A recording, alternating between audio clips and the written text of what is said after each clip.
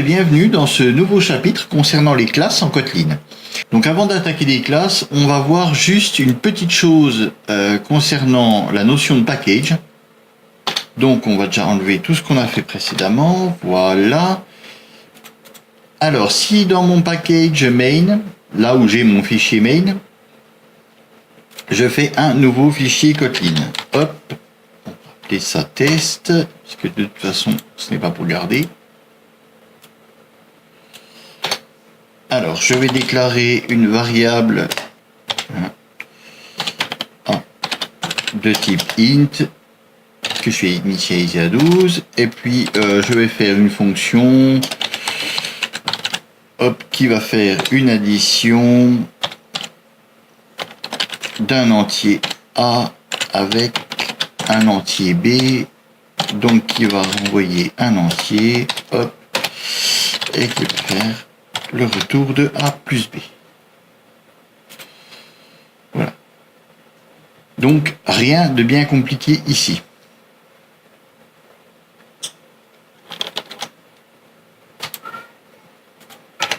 Donc, comme je suis dans le même package que mon fichier main, je peux directement importer mes variables.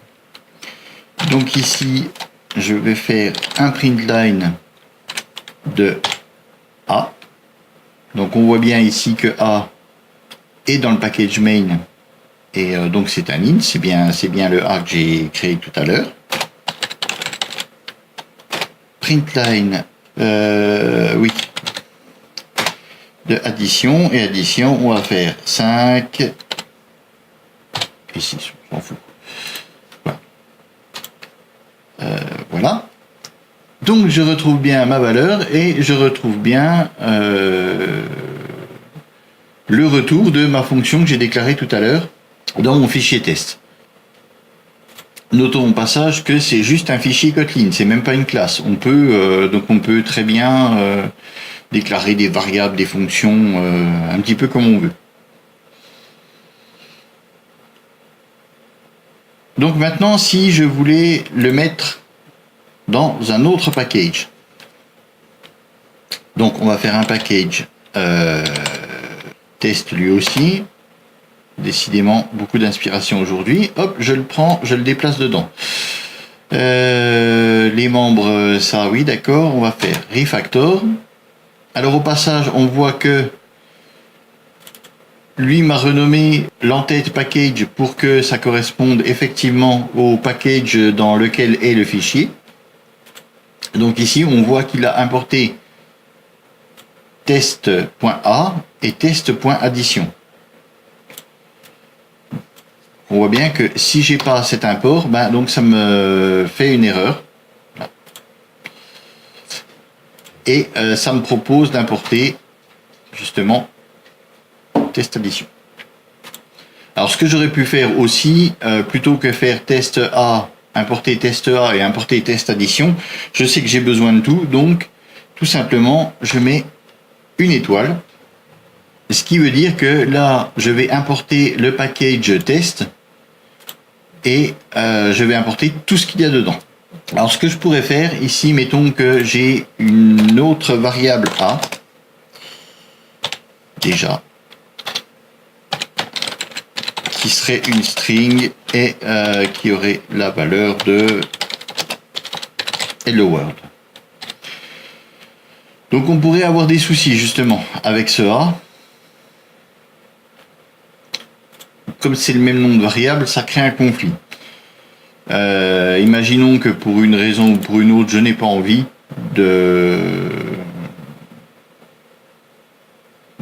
retourner dans le fichier, d'aller changer le nom de mes variables et tout le team. Imaginons que cette variable est utilisée dans une dizaine de classes. Je peux pas m'amuser à tout changer comme ça.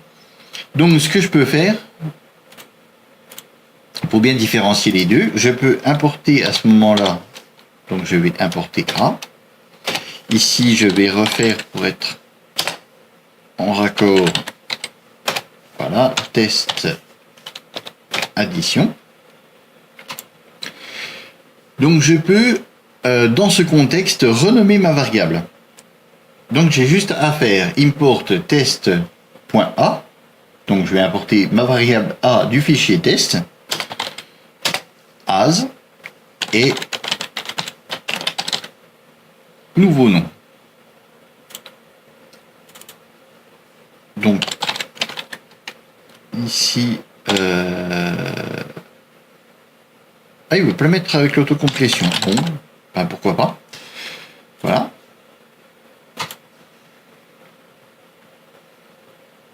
Alors, voilà. Donc on voit bien que nouveau nom correspond à ma variable A. Si je change ma variable A en mettant 56, voilà, je relance mon code et je me retrouve bien avec ma valeur 56. Donc c'est bien cette variable qui est importée sous ce nom-là. Donc comme ça permet d'éviter les conflits. Voilà. Donc c'était juste ça qu'il y avait à voir sur les packages. Donc pour l'instant, on va virer celui-ci, on va enlever tout ça. Tout ça n'a plus lieu d'être. Ok, on est reparti. Donc voyons comment déclarer une classe. Alors contrairement à Java, déjà on n'est pas obligé de faire un fichier par classe. On peut très bien déclarer plusieurs classes dans le même fichier. Après, c'est vraiment une histoire de convention, de méthode de travail. Mais on peut très bien mettre plusieurs classes dans un seul fichier. Donc ici, on va créer une nouvelle classe. Alors, pour créer une classe, eh bien, c'est tout simple. On utilise le mot-clé classe suivi du nom de la classe. Là, si on s'arrête là, on a une classe valide. Bon, elle ne sert pas à grand chose en l'état, mais c'est une classe valide. Alors, on a plusieurs méthodes pour créer une classe. On va commencer par la méthode classique avec le constructeur. Donc ici, la personne, elle va avoir un nom. Alors, je vais appeler ça init nom.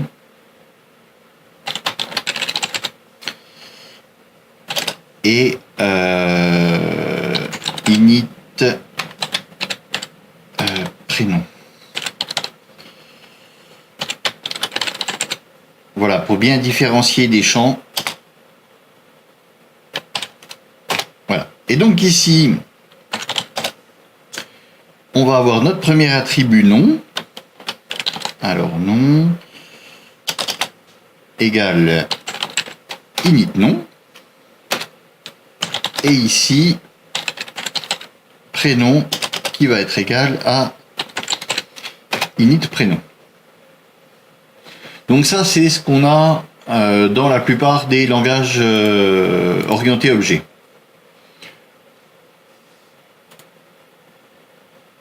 Donc à l'instanciation de la classe, on lui passe deux valeurs, et ces valeurs, on les passe aux attributs de l'instance. Donc voyons ça. Var personne 1 égale. Alors ici, pas de new, pas de truc particulier, juste pour créer une instance de classe, on va juste appeler la classe comme ceci. Donc en paramètres, il nous demande init nom et init prénom.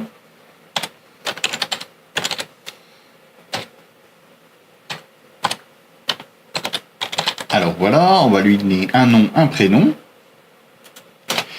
Et donc pour appeler un attribut, alors on va faire println. Il suffit de donner le nom de l'instance, point, et là on a accès aux attributs.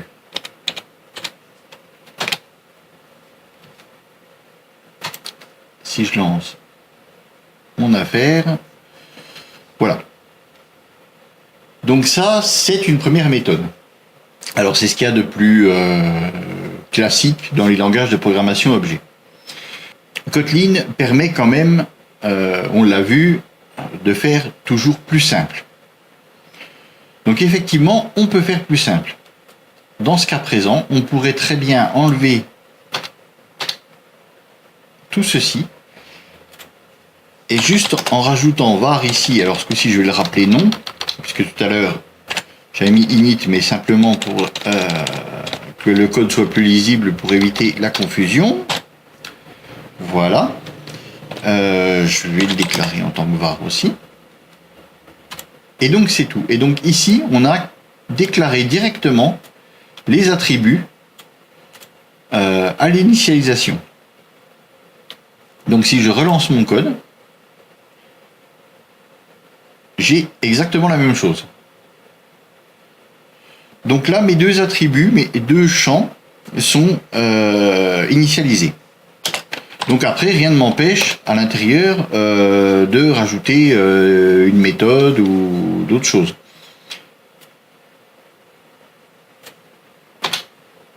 Mais si j'ai besoin juste de ces champs-là, je peux très bien les déclarer directement dans le constructeur. Alors bien sûr c'est illimité, je peux avoir une trentaine de champs. Donc pour la lecture, ce qu'on peut faire aussi, pour que ce soit plus simple, si on avait une dizaine de champs, on peut très bien les mettre les uns en dessous des autres. Ça ne pose absolument aucun problème. Et ça permet d'être plus lisible. Voilà. On peut, comme dans les fonctions, alors comme dans les fonctions déjà, on peut très bien ici nommer les attributs. Donc ici, voilà. Et donc pareil pour le nom. Donc là, j'ai toujours la même chose. Et comme dans les fonctions, on peut très bien ici donner des valeurs par défaut. Hop. Alors ici, Marcel. Maintenant, si je lui juste le nom. Ah ouais, mais là c'est pas marrant. Oui. Voilà, là on va pas se rendre compte. Voilà. Là ça marche mieux. Alors, il existe encore une autre variante, c'est-à-dire que cette fois-ci, on ne va rien mettre dans le constructeur. D'ailleurs, on n'a plus besoin de ces parenthèses et on va faire ici var non string et var prénom string. Voilà. Donc ici, on voit bien qu'on a des erreurs. Donc si on les déclare à l'intérieur, il va falloir les initialiser. Donc ici, on peut mettre une chaîne vide. Mais on va être obligé, avec cette méthode-là, de les initialiser. Donc autant tout à l'heure, on aurait pu mettre des vals à la place des var, que ici, pas possible, puisque les valeurs des vals ne peuvent être modifié. Ici, comme on donne une valeur à l'initialisation, on ne pourrait plus la modifier avec des vals. Donc par contre, on voit que ici, ça nous pose un problème. Donc on ne peut plus, avec cette méthode-là, on ne peut plus initialiser directement à la construction. Alors on pourrait, mais ce coup-ci, il faudrait faire constructor. Et dans ce cas-là, hop, reprendre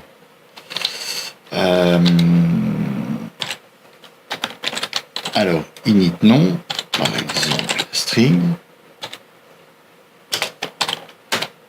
Et ici, dans le constructeur, dire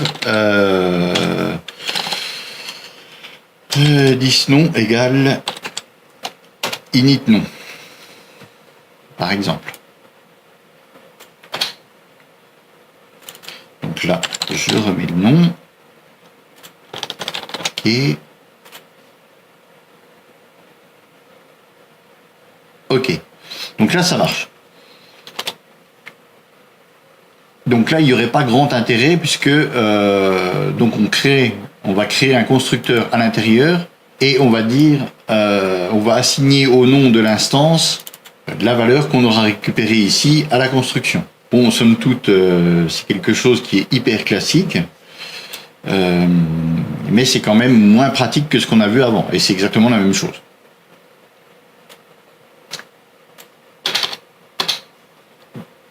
Donc, si on veut garder cette structure-là, il va falloir donc créer une instance. Là, toujours la même chose. Oui, donc ici, on aurait pu mettre un val aussi.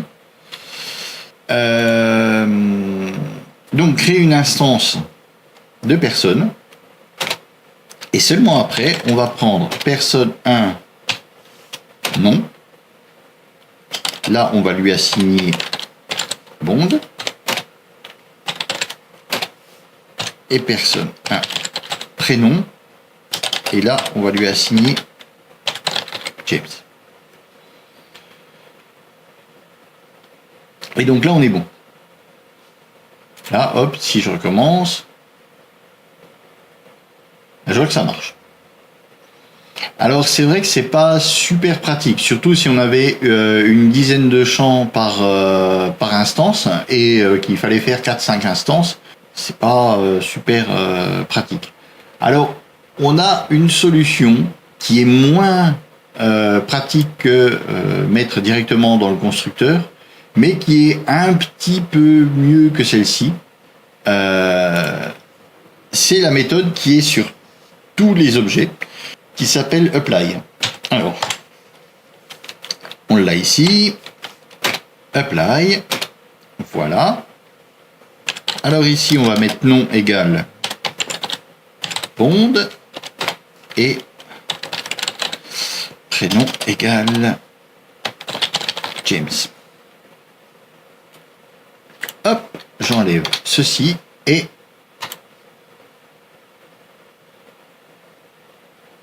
voilà, ça fonctionne. Donc c'est déjà un petit peu mieux que rappeler l'instance, lui assigner une valeur à nom et une valeur à prénom. On se retrouve déjà un petit peu plus dans ce qu'on avait auparavant. Bien sûr, on peut mettre tout en ligne. Alors voilà, donc là oui, forcément, ça va me faire une erreur. Hop. Voilà. Alors attention, comme c'est entre crochets, ici ce n'est pas une virgule, c'est un point-virgule. Si on veut mettre tout sur une ligne, il va falloir séparer ce qui était en ligne avant par un point-virgule. Et non une virgule. Donc voilà, donc là on se rapproche un petit peu plus de ce qu'on avait tout à l'heure avec le constructeur. Alors, comme on a le choix, c'est vrai qu'on pourrait se dire finalement, la méthode avec le constructeur, au final, elle permet de faire des instances un peu plus concises. Donc ça allège un petit peu mon code. Donc cette méthode-là a certains avantages que la méthode avec le constructeur n'a pas. Donc ici, c'est bien beau. Mais, donc jusqu'à présent, c'est vrai que je ne l'ai pas dit, mais on n'a absolument à aucun moment créé des getters et des setters. Tout se fait automatiquement. En fait, quand on fait nom, il va créer une méthode get pour aller les récupérer et une méthode set pour l'initialiser. Pareil pour prénom. À chaque attribut, il est créé derrière automatiquement un getter et un setter. Simplement, ici, on ne l'appelle pas directement, on fait juste en faisant égal, on va faire un setter, et en faisant comme ça instance.nom, on va passer par la méthode, par le getter de l'attribut nom. Donc là, c'est bien, mais moi, j'aimerais pouvoir créer des getters et des setters personnalisés. Donc, juste ce que je vais faire, je vais créer une méthode. Donc pour créer une méthode dans une classe, c'est pas compliqué, c'est juste une fonction. Toute bête, sauf que elle est à l'intérieur de la classe. Donc on va appeler cette méthode non complet. Donc non complet, ben, on s'en fout, elle prend rien en paramètre. Par contre, elle va renvoyer une string, et cette string sera donc return, ouais, si, je cherchais, mais voilà, return de, vous voyez, de prénom, espace, nom. Alors au passage, on voit que j'ai pas utilisé this. C'est aussi un autre avantage de Kotlin. C'est qu'ici, pas besoin d'utiliser this, automatiquement il va l'appliquer à l'instance. Donc si je fais prénom, alors ce coup-ci je fais personne non complet, et je lance, voilà. Donc on voit bien qu'il m'a pris ce que j'avais donné à l'initialisation, et donc il m'a pris les attributs de l'instance et non de la classe. Jusqu'ici tout va bien. Donc maintenant revenons à nos attributs et imaginons que je veuille faire un getter personnalisé. Donc on va ici mettre une méthode get qu'on va personnaliser. Donc on va vouloir juste rajouter 3 points d'exclamation après le nom. Alors ok, c'est pas ce qu'il y a de plus intelligent, mais c'est juste pour l'exemple. Voilà, donc je vais commencer par mettre mes 3 points. Donc alors ici, on va vouloir récupérer l'attribut nom et donc lui ajouter ici, via l'interpolation de chaîne, les 3 points d'exclamation. Donc on serait tenté de faire comme ceci.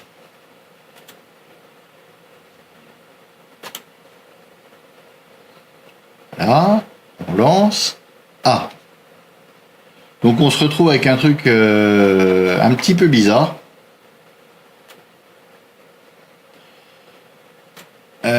Il nous balance une exception et puis ça n'arrête pas de défiler. Donc en fait, pour faire référence à l'attribut, on utilise le mot-clé field.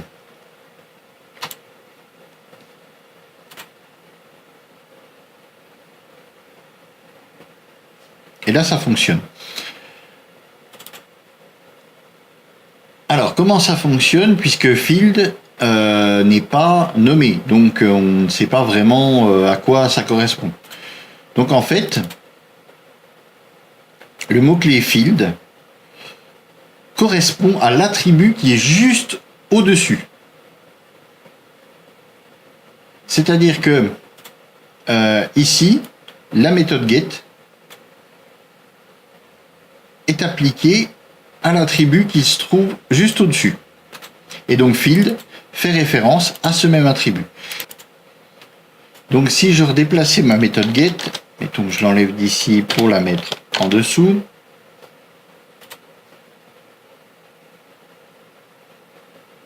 voilà. Donc on voit bien que sans rien changer, ce coup-ci, ça s'applique à prénom. Donc en fait, la méthode get fait référence au premier attribut qui est juste au-dessus. Donc on va revenir hop, en arrière. Donc maintenant on va faire un setter. Alors, pour le setter, on va le faire en bas. Donc on va le faire sur prénom pour bien voir la mécanique. Donc ici on voit que l'autocomplétion nous a mis une valeur qu'il a appelée value. Bon, en général par défaut je la laisse. On pourrait l'appeler autrement. C'est pas le souci. Maintenant moi je laisse value parce que c'est ce qui donne d'habitude, donc voilà. Donc ici on va utiliser cette syntaxe là. Voilà. Et maintenant je peux faire field égale Donc ici, je vais prendre la valeur et puis on va garder juste l'initiale du prénom et on va rajouter un point au bout. Donc ici, alors je vais faire simple, je vais faire. Donc je vais prendre value, value index 0 et je vais ajouter un point. Donc comme on l'a vu, une chaîne de caractères est en fait un ensemble de chars. Donc ici on va prendre le caractère qui est à l'index 0, c'est-à-dire le premier caractère. Donc ici ça va être le J. Donc ce que je pourrais faire, voilà, je vais même utiliser la méthode capitalize pour être sûr, comme ça, admettons que je ne l'ai pas mis en capital, automatiquement il va s'y mettre. Donc voilà.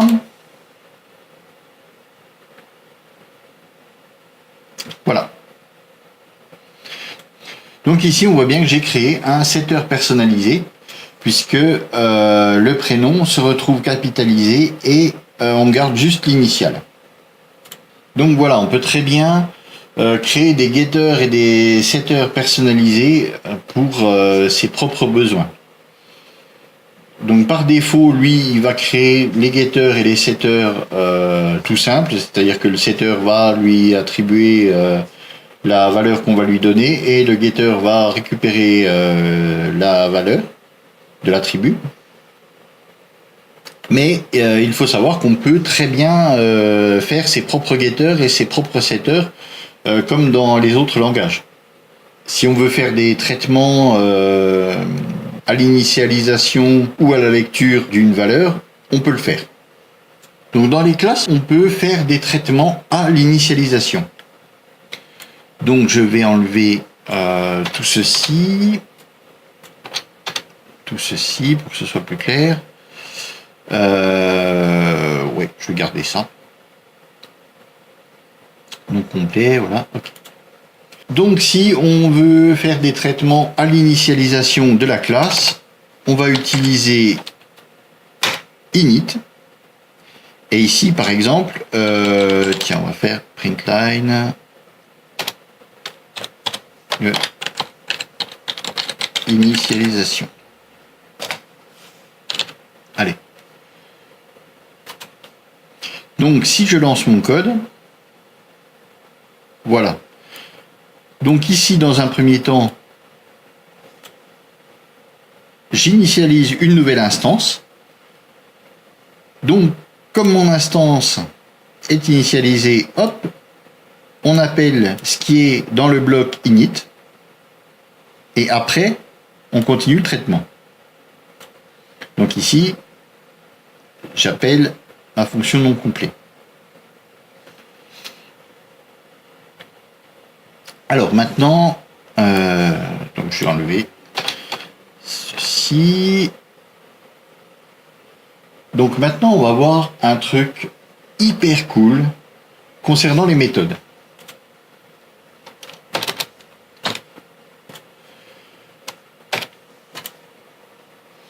Donc imaginons que j'ai besoin, pour une raison X ou Y, d'ajouter une méthode à ma classe. Alors, bon, on pourrait très bien l'ajouter ici. Hop, je crée ma nouvelle méthode, et puis voilà. Mais si cette méthode, j'en ai besoin juste dans ce code-là. Je me dis, tiens, j'aurais eu cette méthode-ci, mais je ne veux absolument pas changer ma classe. Parce qu'elle est utilisée par d'autres programmes.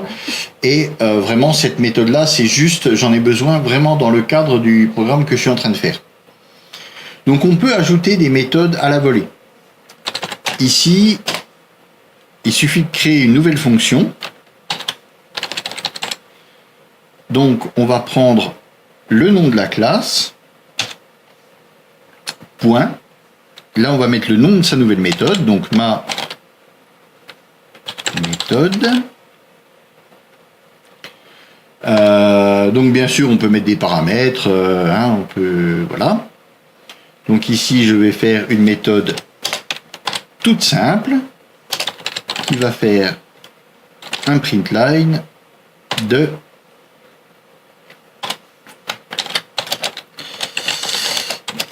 ma méthode à moi que j'ai.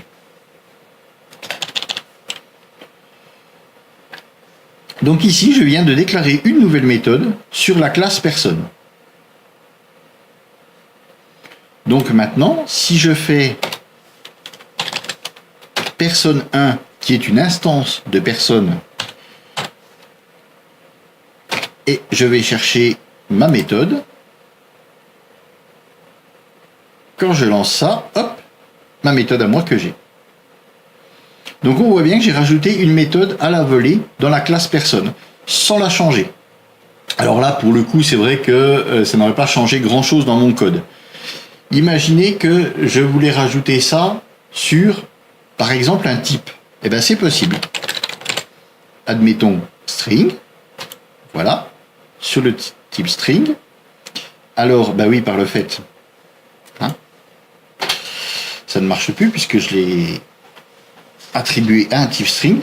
Donc maintenant, dans ce programme, tous les types string vont bénéficier de cette méthode. C'est-à-dire que ici, je fais, allez, hop, test, c'est une string, point, ma méthode, hein, on voit bien, elle est ici, tac.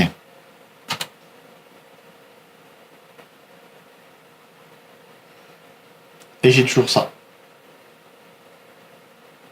Et donc, quand on reprend ici, alors justement, voilà, on voit ma méthode for string, donc pour les strings, in main. C'est-à-dire que elle est disponible dans ce contexte. Je n'ai absolument pas changé le type string de base de Kotlin, j'ai simplement, dans ce contexte, ajouté une nouvelle méthode. Donc ça, c'est un truc hyper cool qui permet de faire des trucs de malade. Donc par exemple, si je voulais faire, admettons que ce println là, il me gonfle un petit peu. Je vais inventer une méthode say et je veux que cette méthode fasse un println de la string sur laquelle elle est appliquée. Et bien donc ici, il suffit de passer 10. 10 fera référence à l'objet sur lequel est appliquée la méthode. Donc ici, hop, je vais faire say.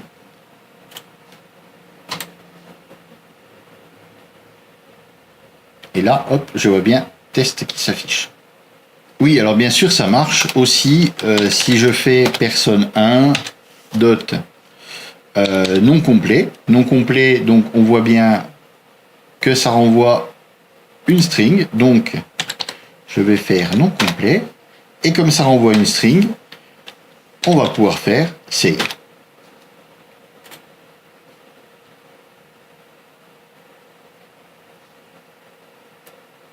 Donc on voit bien, hop, il m'a remis non complet. Si je mettais non, qui est exactement la même chose, c'est un type string, hop, voilà. Donc c'est vraiment pratique. Donc allez, on va en refaire une autre. On va prendre un int. On va appeler ça by 10. Et by10 va faire un return de 10 multiplié par 10. Oui, comme il y a un retour, voilà, il faut mettre la valeur de retour, le type de retour. Après tout, c'est une fonction. Donc, j'ai déclaré ici une fonction by10. Donc maintenant, si je l'applique à un int, oui, alors par contre, hop, print time, voilà. Donc on voit qu'elle est disponible sur tous les ints maintenant. Donc ça c'est super pratique, c'est vraiment le truc de MacGyver quoi. Ça permet d'ajouter comme ça des petites méthodes à la volée. On peut créer ses propres méthodes pour ses besoins, comme par exemple ici say, qui permettra quand même d'afficher plus rapidement que de se retaper à chaque fois printline machin.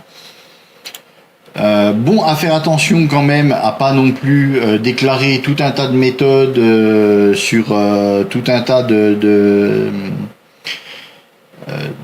types ou de classes, puisque à force ça va contribuer à faire un code assez dégueulasse.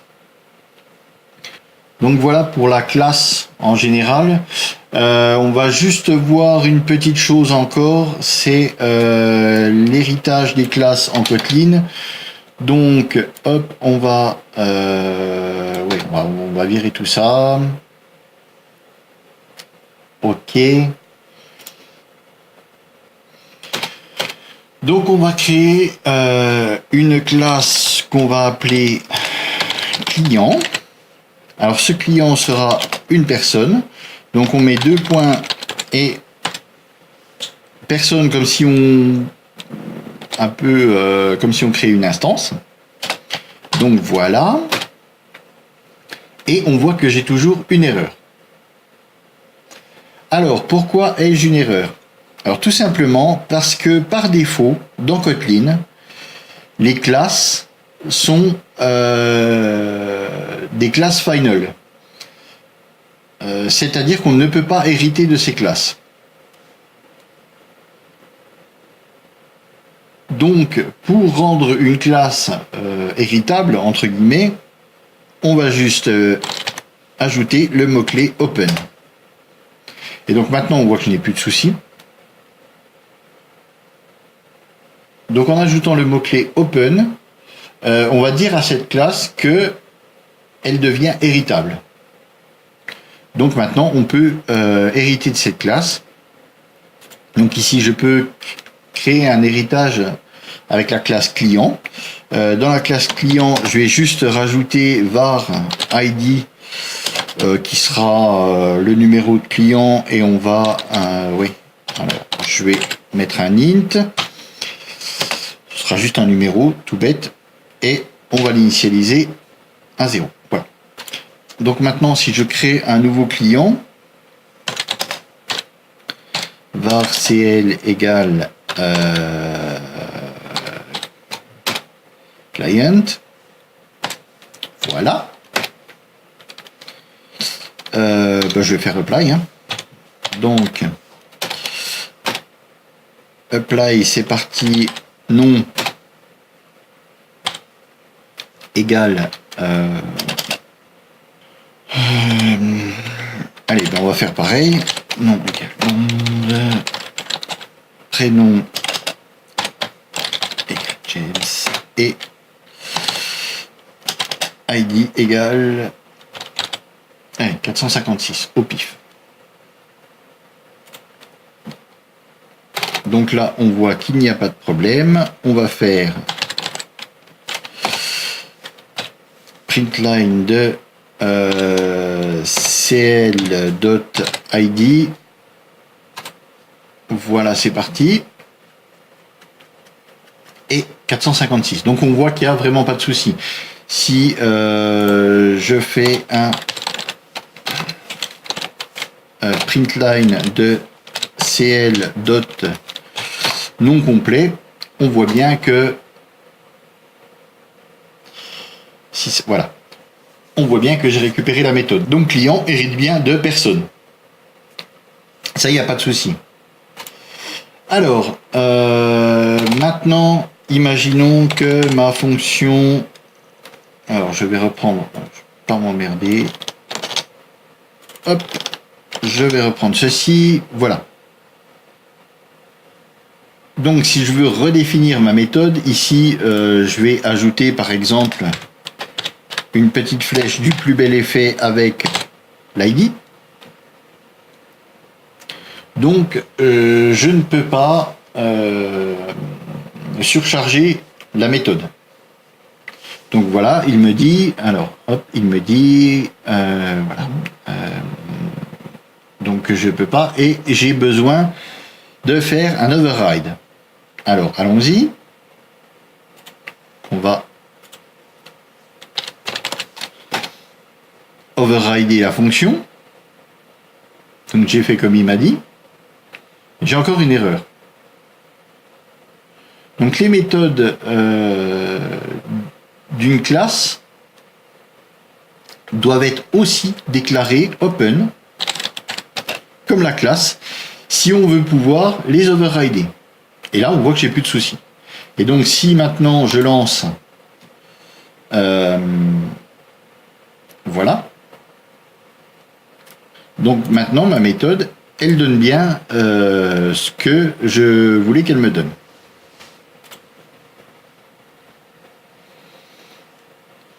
Donc pour résumer, pour pouvoir hériter d'une classe, il faut que la classe soit déclarée en open, sinon par défaut toutes les classes sont final, donc on ne peut pas hériter de ces classes. Donc on doit ajouter open et donc si on veut faire un override d'une méthode, on ne peut pas se contenter de la redéfinir comme on le ferait pour une surcharge, mais donc on doit utiliser le mot-clé override pour réécrire cette méthode dans le contexte de cette classe héritée, mais surtout cette méthode doit être déclarée open, sinon par défaut on ne peut pas effectuer un override sur une méthode qui n'est pas déclarée open. Et donc pour le coup on voit bien que l'override, si on fait, alors je vais créer ce coup-ci une personne. Oui, avec apply, tac. Donc ici, je vais faire apply nom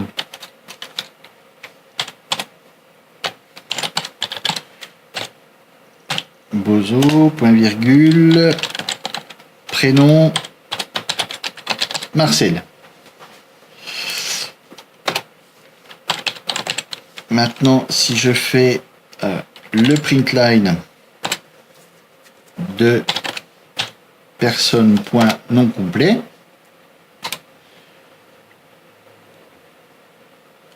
hop, voilà.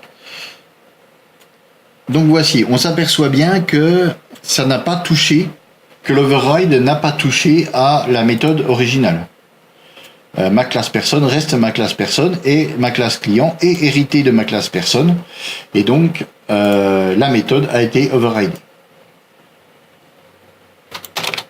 Si on veut ajouter une méthode à la volée comme on l'a vu tout à l'heure, alors si j'ajoute une méthode sur personne qui va s'appeler à mettre parce que on va pas mettre des noms à rallonge non plus, voilà, et on va juste faire un petit print line de test, hein, on s'en cogne un petit peu.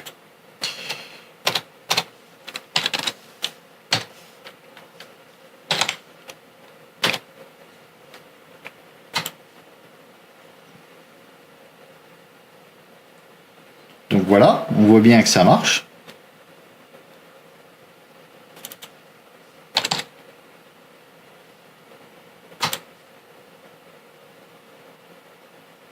Et du coup, on voit que ça marche aussi sur CL qui est lui une instance de client qui lui-même est hérité de personne.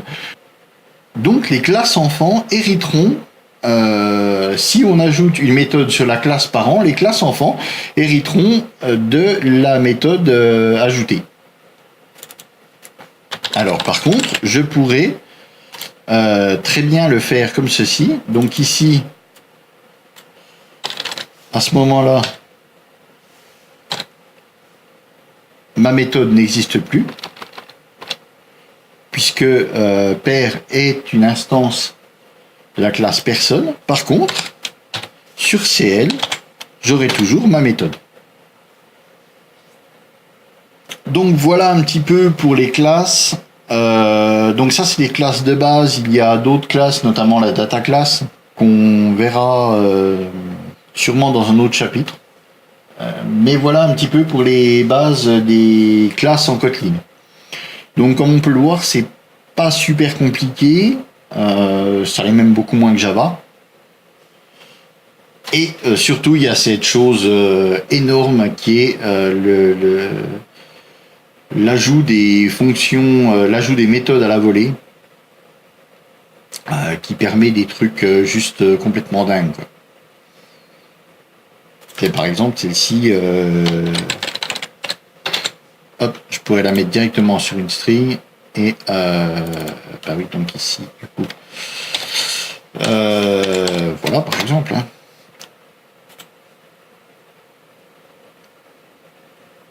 Et bim, ça marche.